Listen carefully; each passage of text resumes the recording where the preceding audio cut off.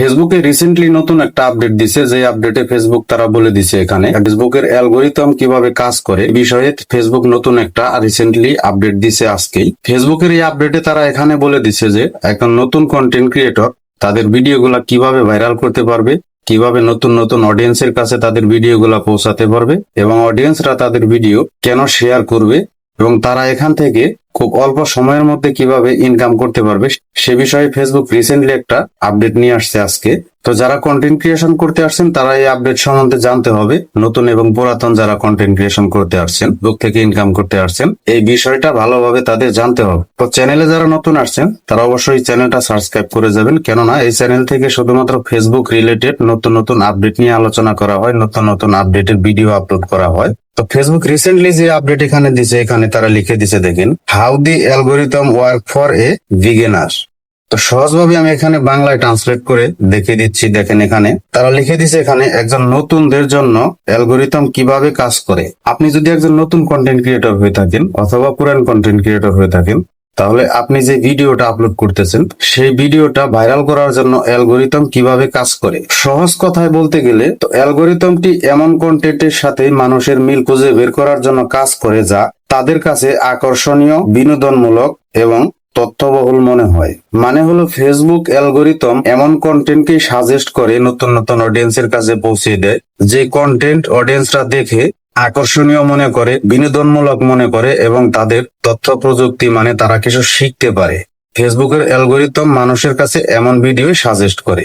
তো দ্বিতীয় স্টেপে দেখেন এখানে তারা বলে দিছে, if you want your content to show up to this longer audience try optimizing in 3 specific work. তার মানে হলো এখানে তারা বলে দিছে, যদি আপনি চান যে আপনার কন্টেন্ট আরো বেশি দর্শকদের কাছে প্রদর্শিত হোক, তাহলে 3টি নিশ্চিত উপায়ে অপটিমাইজ করার চেষ্টা করুন। তো এখানে তারা সহজ ভাষায় বলে দিছে যে আপনার কন্টেন্ট যদি আরো বেশি দর্শকদের কাছে পৌঁছাতে চান, তাহলে নিচের 3টি বিষয় অপটিমাইজিং করে মানে মেনে আপনি কাজ করুন।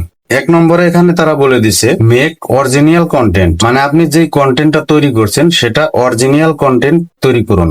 ফেসবুকে অরিজিনাল কন্টেন্ট যদি আপনি তৈরি করেন, সেক্ষেত্রে ফেসবুকের অ্যালগোরিদম কিন্তু আপনার অরিজিনাল কন্টেন্টটা বেশি পরিমাণে অডিয়েন্সের কাছে সাজেস্ট করবে। এখানে তারা সহজ ভাষায় বলে দিছে দেখেন, স্রষ্টারা যখন নিজেরাই ভিডিও করে বা তৈরি করে এমন কন্টেন্ট পোস্ট করেন, তখন তারা সবচেয়ে বেশি বিতরণ পান। মানে যখন আপনি একটা অরিজিনাল ভিডিও বা কন্টেন্ট ফেসবুকে আপলোড করেন, সেটা অ্যালগোরিদম বেশি পরিমাণে অডিয়েন্সের কাছে সাজেস্ট করে। মানে হলো আপনি যে কন্টেন্টটা আপলোড করতেছেন অরিজিনাল কন্টেন্টটা, সেই কন্টেন্টটা অডিয়েন্সরা আরো বেশি পরিমাণে দেখে এবং আপনি ফেসবুকে যে দৃষ্টিভঙ্গি নিয়ে আসেন তা তুলে ধরে।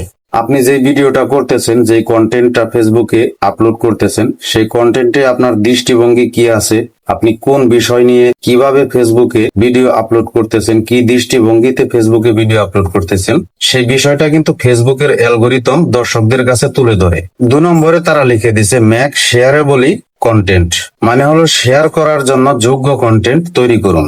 মানে নিচে তারা লিখে দিছে দেখেন এখানে, এই ধরনের বিষয়বস্তু অর্থপূর্ণ কথোপকথন সূত্রপাত করে এবং আরো বেশি অংশগ্রহণ আকর্ষণ করে।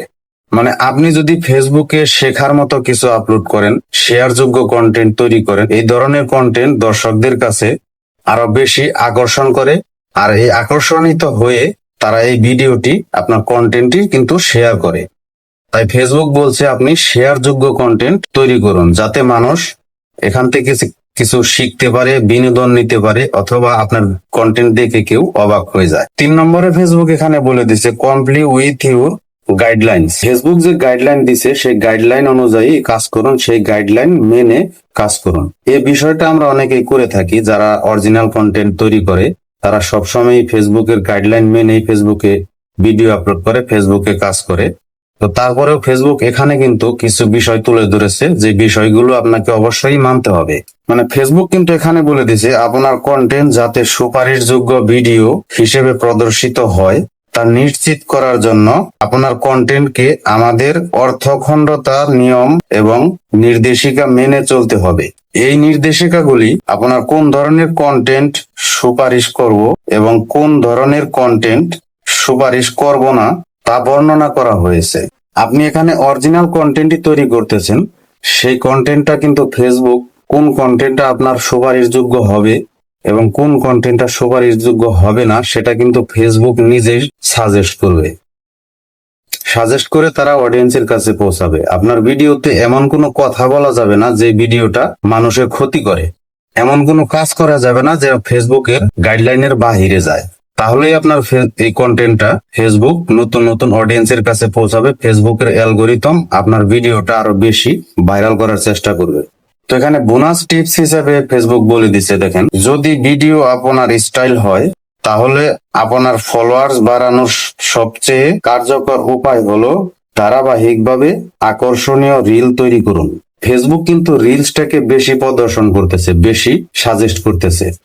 আপনার কন্টেন্টটা যদি সুপারিশযোগ্য হয়, শেয়ার করার যোগ্য হয়, এখান থেকে কিন্তু আপনি আরো বেশি পরিমাণে ফলোয়ার্স গেইন করতে পারবেন।